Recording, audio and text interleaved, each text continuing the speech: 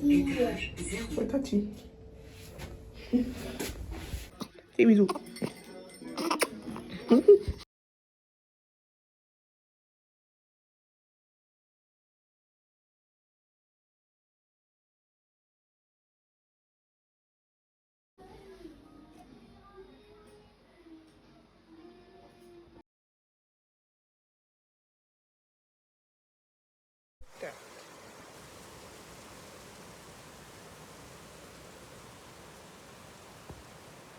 Sparkle on your cute.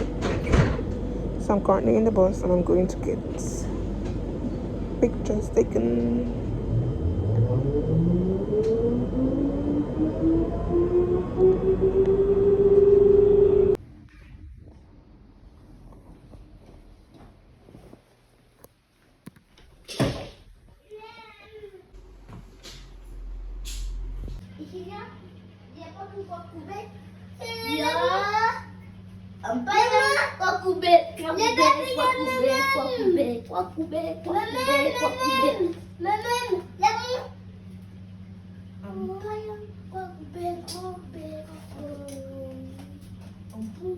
No.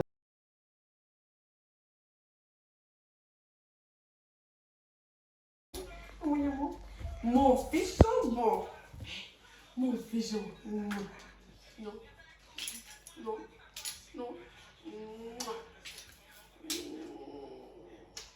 Babies.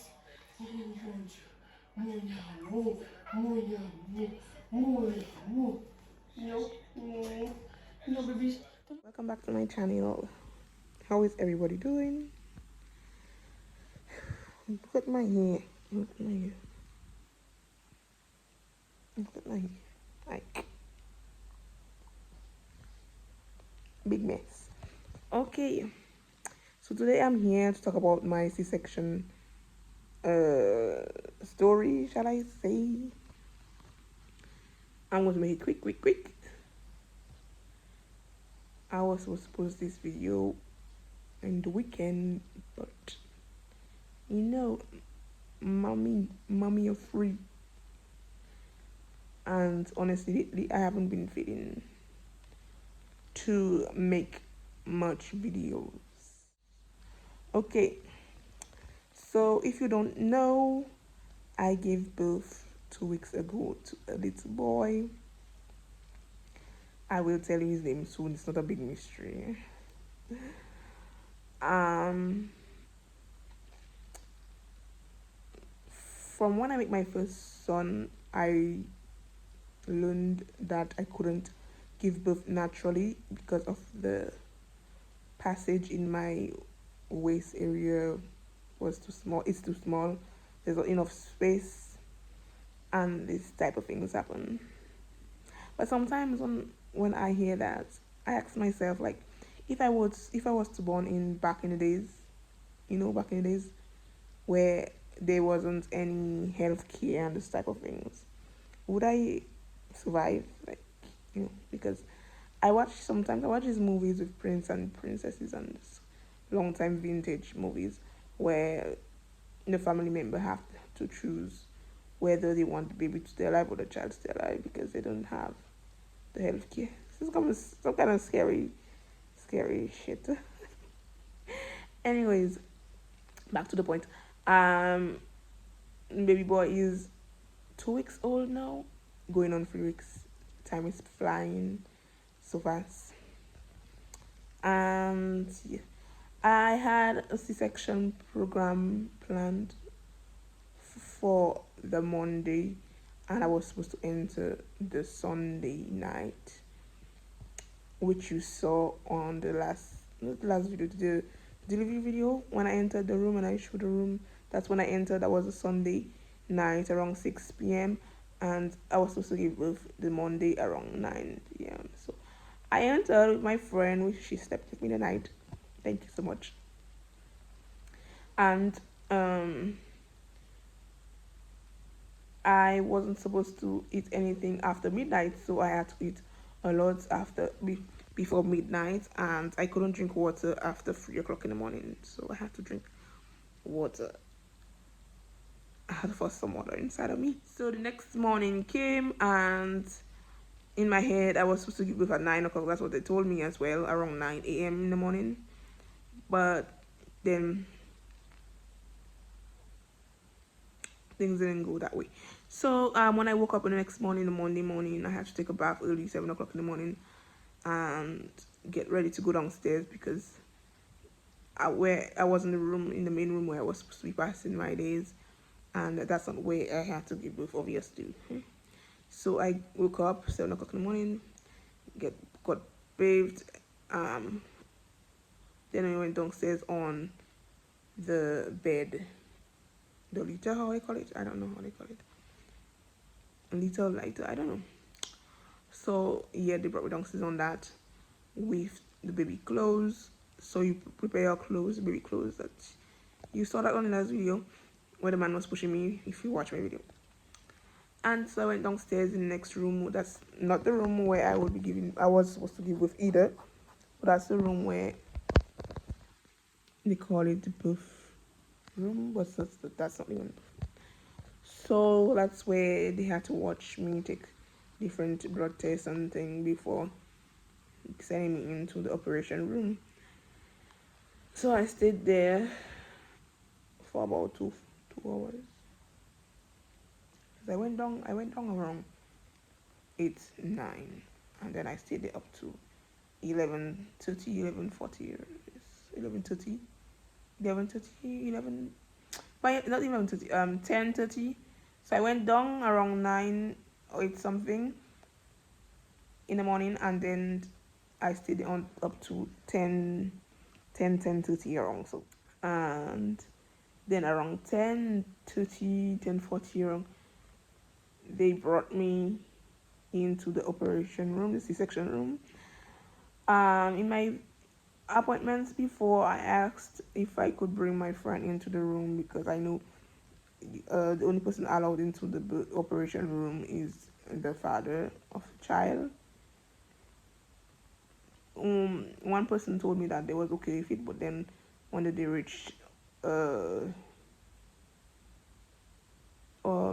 persons, the person that was there that day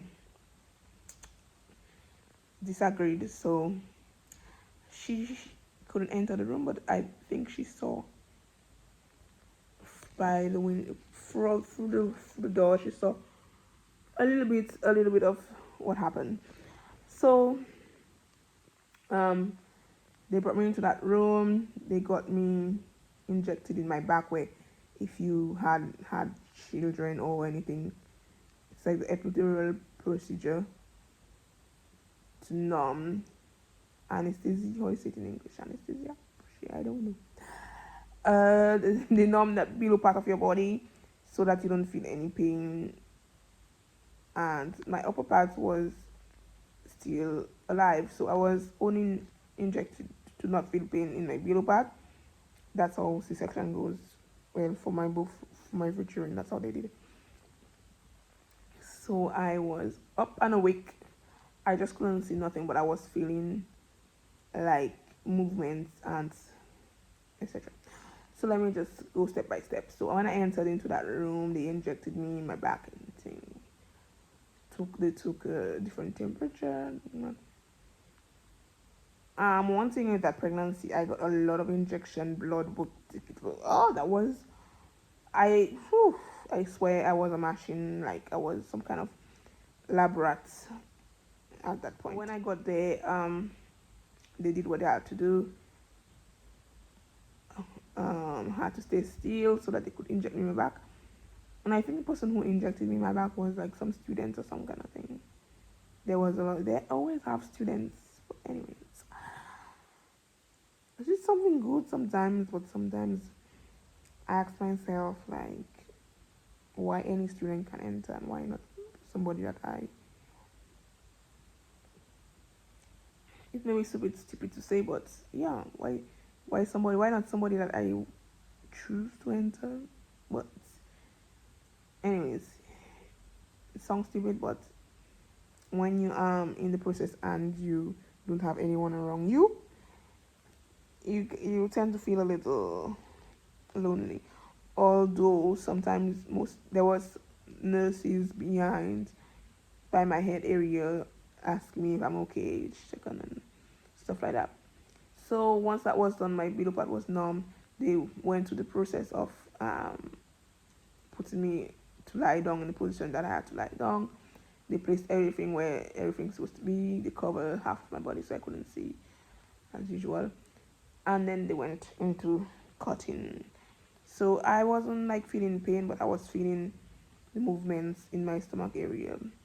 And they had injected me as well in my hand, so I couldn't feel. But that was already done a long time. So they already had placed the thing in my hand for me to get all the drips and all that stuff, so that I could get the drips and all that in through my hand. And I have small veins, so like just imagine how many times they prick me to get my veins. So they were they caught me and tried to take out the baby, but he was and still is a big baby for his age. He weighed about 8 pounds, and I was feeling like they was like stretching the cut because they cut me on the same cut that I had been giving birth to my two other children. So it's like they had to enlarge in the cut because he was big and he wasn't ready to come out because, as you know, C-section is like before your due date. You don't have to wait for your due date to get a C-section. It's mostly around 38, 39 weeks. It could be 7 weeks and to 6 weeks. It all depends on how you're feeling as a mother. And so like I gave birth like 2 weeks or 1 week before my due date. So they cut me once they enlarged. I was feeling like they were stretching it out so that he could come out. He wasn't ready because for him it was too comfortable eating every hour. And whilst they was like about to pull him out, he slid back up, so they had to grab him quickly by his foot and pull him out. And they had a little bit difficulties pulling him out, as I said. And during that process, I lost blood.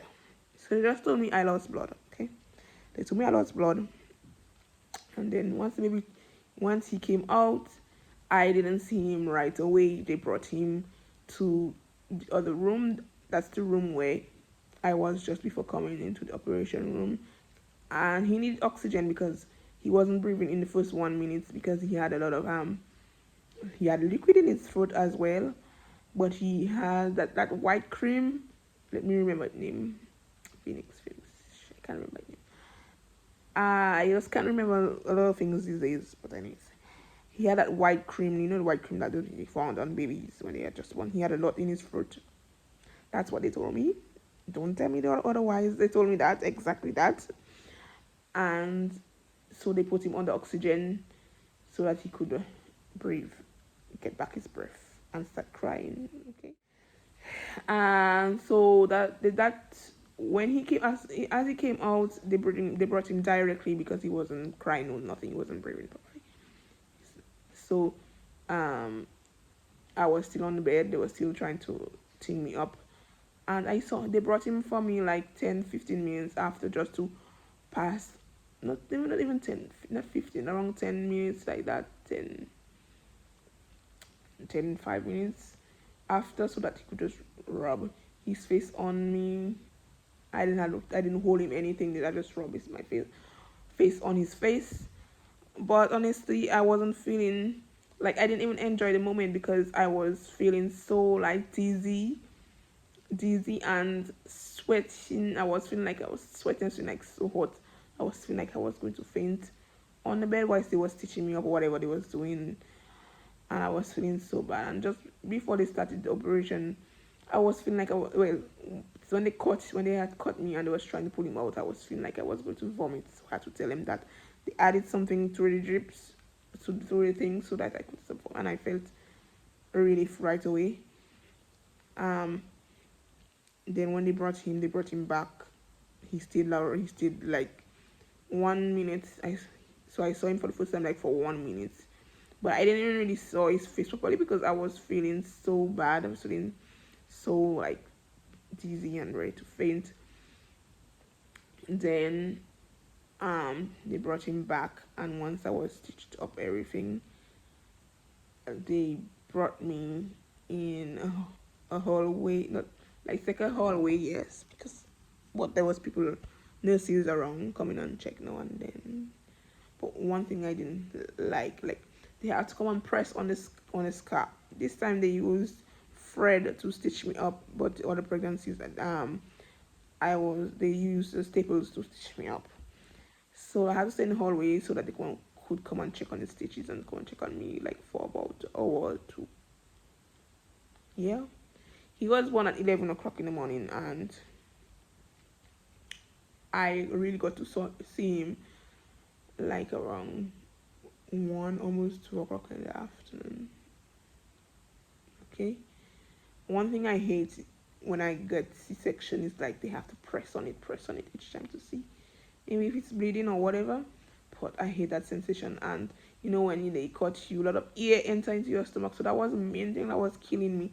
The air, the gas was like pressing on the scar from inside, and that was very, very painful. It looked easy. Maybe I make things look easy, but it wasn't easy at all. That's a very, very, very painful process, and you have to respect a woman for doing that. Imagine somebody, imagine getting your stomach cut like open. You wouldn't even survive. Like just get your stomach open without no care and nothing like that. You wouldn't like survive. Although I had care, like, but imagine it was like you had to do it on your own. Just imagine it's how scary this is. Anyways, so I stayed like around up to 1, 2 o'clock in the afternoon in that hallway, whatever, and then they brought me back to the room where I was before that, just before entering in the operation room, which is the birth room, and that's where he was in the oxygen thing. I just don't know names of things, I can't remember. And then I stayed there for hours, like hours, because then I started getting fever. And my heart started beating very, very hard. And also, I had lost a lot of blood. So later on in the week, maybe the next day or so. So when I get back to that room, I stay up to 2 o'clock in the morning. So I went up to my room up to 2 o'clock in the morning because they had to watch me and take blood tests and take this each every second. And maybe like the next day or so, or later on in the week, I was told that I lost more blood than what they had told me. So I had to get 2 bags of blood. Somebody else's blood, yes. I had to get a transfusion of blood. That was a very funny, a very weird feeling process. I am really thankful for it. I wouldn't lie, and I'm not trying to sound like a bitch. Okay, I'm very thankful, but it feels really weird getting somebody else's blood into your blood. Like, guys, it's just. But it saved me, and I'm very thankful to whoever the person might be out there. Thank you so much.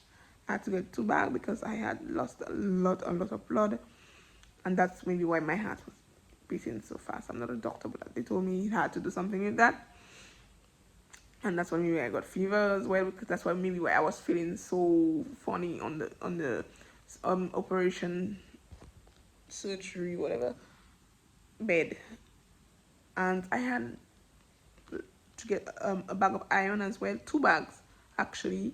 They wanted me to come back later on, but I had to come without no baby, no child, nothing. So I just had to refuse that one because that's going to be complicated.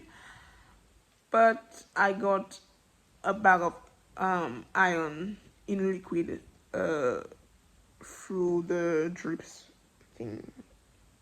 I forget my words right. And yeah, so once all that was done, I would just had to work on my healing process. I had a lot of pain, pain. When I entered back to my real room, the hospital put you on a certain diet, especially when you have diabetes after birth. So that so and also when you make C-section, you can't even eat food with too much salt because that make the gas that give you more gas and make things worse. So for like 3 days, I had to eat food without no salt. Only that food. I couldn't eat any other food than that. So yes. um, I stayed there for 6 days. Normally I was supposed to stay for 5 days, but seeing how I had lost so much blood, I had to get back home after 6 days. And it's like if they could let me stay there longer, they would. I'm so tired right now. Sleepy. I'm sleepy. I just dropped. Well, this train went to school this morning. No, actually, like about 10 minutes ago, 20 minutes ago. And what I was about to say. So throughout that week on that bed, I was like so in pain. I was really in pain. Like the cut itself, it was painful, but as I said earlier, the most painful thing about C-section is having gas inside, and it's that gas that is pressing on that scar. So for my C-section part up to now, I have a part that is open and it's bleeding a little now and then. So I have to be very careful and bathe. When I bathe, or try to wash up that area very well and keep it dry afterwards to make it stay as dry as possible. And it let go some kind of liquid, liquid, and the liquid will smelled funny. But hopefully soon it will cure. That happened to Kenya pregnancy as well. And Kenya pregnancy, I just got like a part that got swollen because I carried heavy stuff. So don't carry heavy stuff. Like I carry a pack of water or some stuff like that. So don't carry heavy stuff, okay? And like from what I know, C-section don't really cure after like 6 months, and even up to a year sometimes. Inside, so you have to be very careful what you do and what you carry. Sometimes you don't have a choice, but yeah, go slowly, okay? Go slowly, especially if you're at your home. Some people don't have a choice. Go slowly. Some things can wait, they say. So yeah, when I enter, I had nurses coming over, a nurse and a midwife, and to give me injections in my legs. The nurse was to give me injection and take blood tests. I had some blood tests to do to see if the blood was doing what it's the blood that they gave to me, to see if it was doing what it was supposed to do. I got the results. I didn't even open the envelope, honestly. I thought to myself they didn't call, so everything was okay. Normally when they call you, that's when something is wrong. So I'll take a look at it later on. I so want to sleep right now. And what I was about to say is, yeah, so the nurse was coming to give me injection in my legs as well to avoid getting any blood clots. And my feet are still swollen. It is now starting to go down a little. So I have this pantyhose thing that I put in my legs to keep the blood flowing, circulating as it should. And yeah, now I'm just there. And that's the story. I'm home after 6 days. I'm doing mommy stuff. Anyways, thank you so much for watching, and don't forget to like and subscribe to my channel. Okay. He's always hungry and he likes He likes breast milk. Like.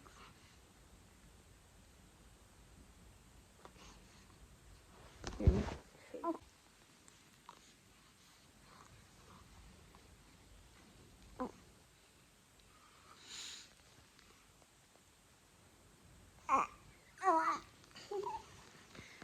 Anyways, bye. What is that?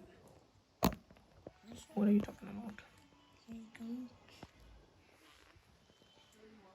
Yeah, this was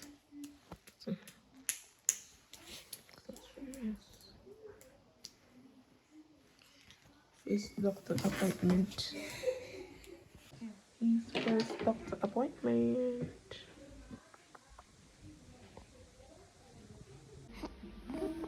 Watch me, watch me.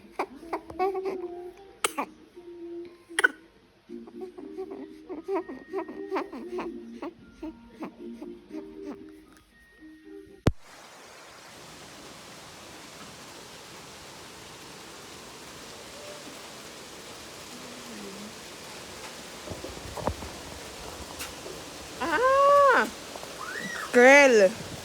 Hey, that fall in there. I checking what hitting so hard. Girl, that hail fall in there. Watch how heavy rain falling.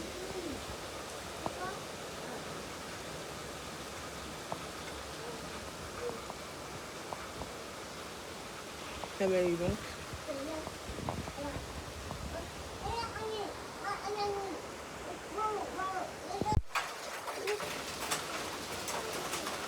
Ah, here we go. Nice.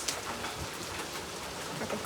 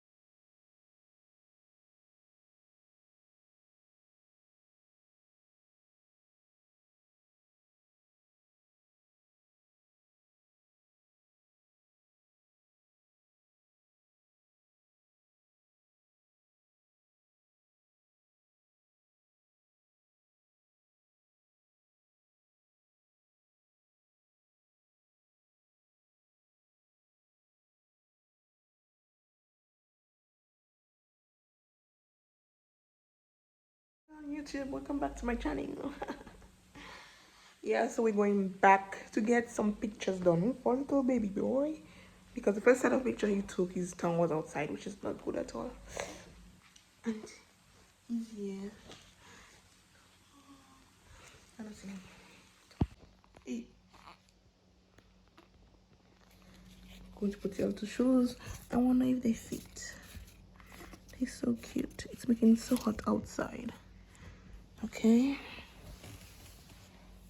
Okay. They are too big. I'm gonna put some socks. Even if it's making it hot, I need to put socks on. I need to fold inside here. Let me see what these should do.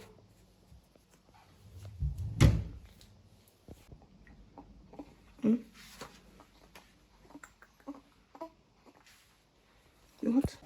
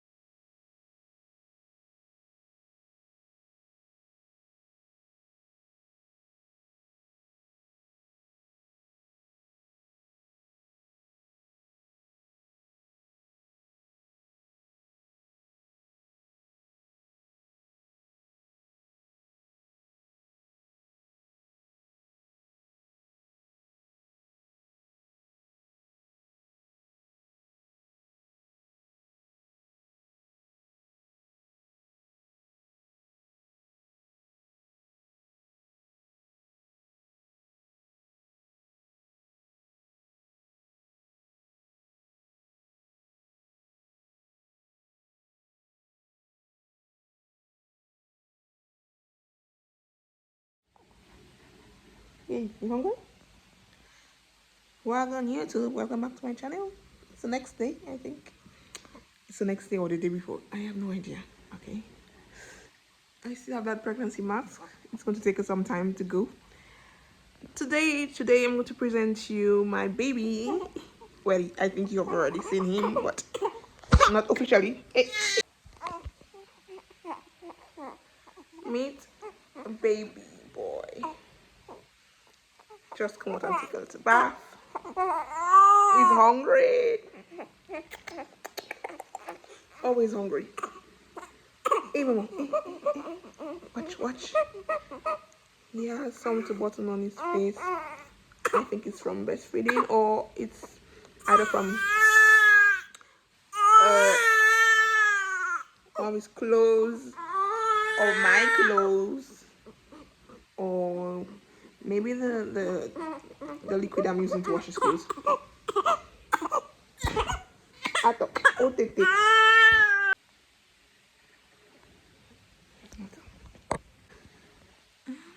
So for those of you who don't know his name yet, well, I guess I haven't said it before. I didn't say it before. Why am I? I think I may be talking to like family and friends that maybe know his name and that are watching my videos. So if you don't know his name is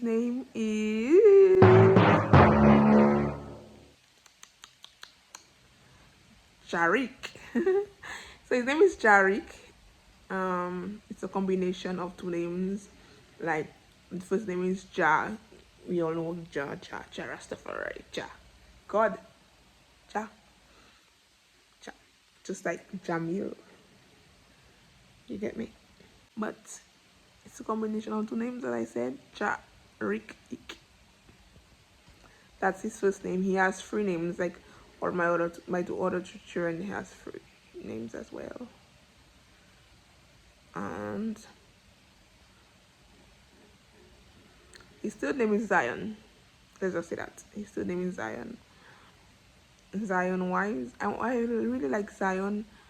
I had that name even before I got pregnant, so I know it's dirty. So that's the name I really like. And why Zion? When I was a little girl, me and my sister, we used to go to the bush. My father was a farmer. We used to pack fig and thing to export from Dominica or do any kind of gardening. And if you know, Zion in the Rastafari world is also called bushes, the gardens to the bush. Zion, we're going to Zion, we're going to the bush. Anyways, that's where I passed most of my childhood, me and my sister. So Zion. Okay. Oh yeah. So yeah. I think I wanted to say something in my last video then. When I was talking about my pregnancy story, I really wanted to talk about the fact that when after giving birth, you have difficulties to go to the toilet right away. We all know that if you have given birth, if you are giving birth or by C-section, or I don't know naturally if it's the same thing. I guess it is the same thing. Should be. You have difficulties going to the toilets. I mean toilet like 1 and 2. Okay, number 1 comes easily, but they put that son that, how do you say it? It's like a cord inside of your private so that you can pee pee when you're on your bed because you cannot move too much. But once it's taken off, it really burns. It burns. But you can still manage to go to the toilets, like not extra long after. Some people take a couple days, some people take whatever. But when it comes to number 2, it can take long. It can take like a week, and that's one of the things that was paining me because my stomach was like really bloated. You know, when they cut you open, air enters into your body, to your stomach, and I had a lot of gas, and that was the main reason I had a lot of pain, because gas was like passing through and like pressing on my scar from the inside, and that was really painful. I was really bloated, and that was the main thing that was hurting me. So C-section can be hard, like difficult, but if you like really have extra pain, it's really because of gas, actually. Gas. And and because of your uterus trying to find its way back in place. That as well was one of the reasons why I had pain, because yeah, your uterus has to go back in place. I don't think it goes back to place in place right away, but it's like take time. I'm not sure how the body works. I'm not professional, but I had to say this, okay?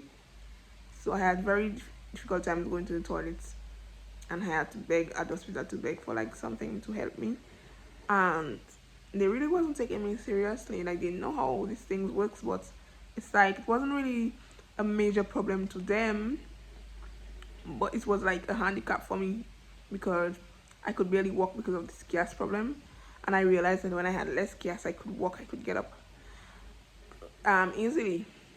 So one thing when you have a C-section, you have to try to get up and walk, and that's what they always tell you, try getting up and walk around, but these things don't work anymore. This is like, or they don't work for everybody, okay?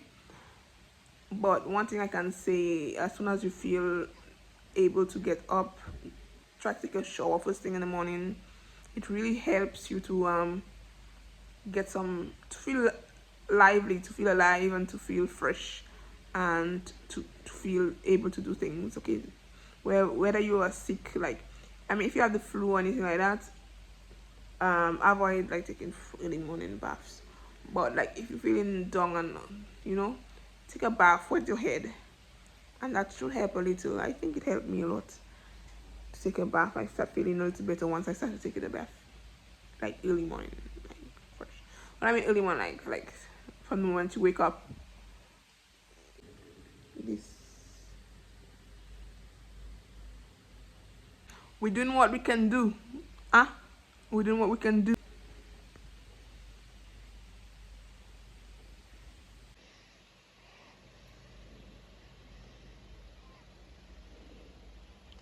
He has been scratching his face. I cut his fingernails not too long ago.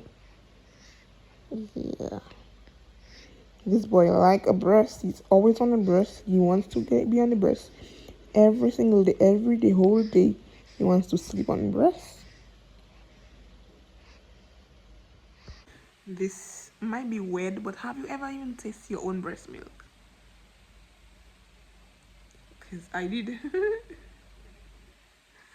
I did. And what shall I say? It's like a little sweet. That's not the first time I tasted my breast milk, but you know, it's like a little sweet, not too heavy type of vibes. You know, it's not even heavy at all. It's not too sweet, not too thin. I don't know how to explain. Like whenever I taste it, I feel like it's like water, a little sweet and water in my mouth. It's so watery sometimes. You wonder if that could fool a stomach. I guess it gets thick in the stomach. I don't know. I'm not sure. Anyways, ciao. We got a little gift from Kenya for Mother's Day from school.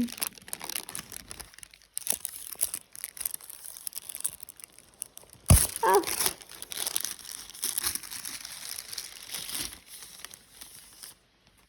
Wow.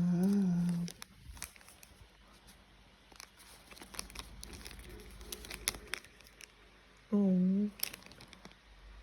I'm not going to open it. I think I have a lot of these type of things of Kaden when he was going to primary school. Somewhere embarrassed. Oh, it's so pretty. That was when a couple months ago. I like it. It's mine. Wow. Sleeping, but you sleeping. You're not sleeping. Kenya has a plant as well. Where did Kenya put the child thing?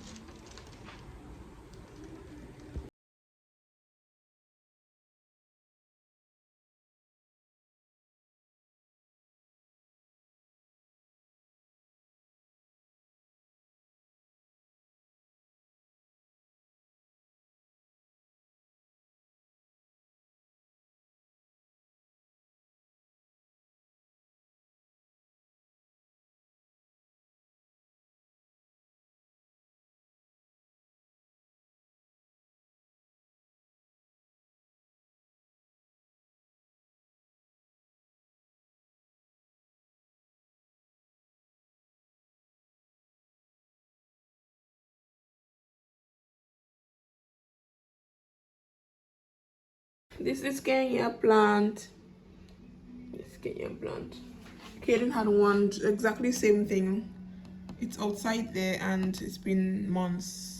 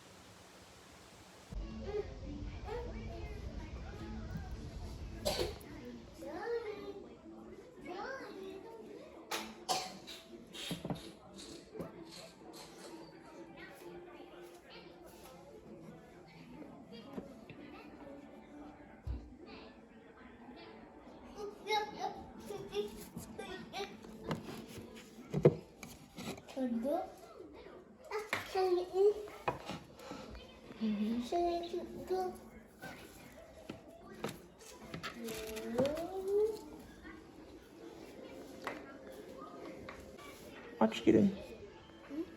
Watch.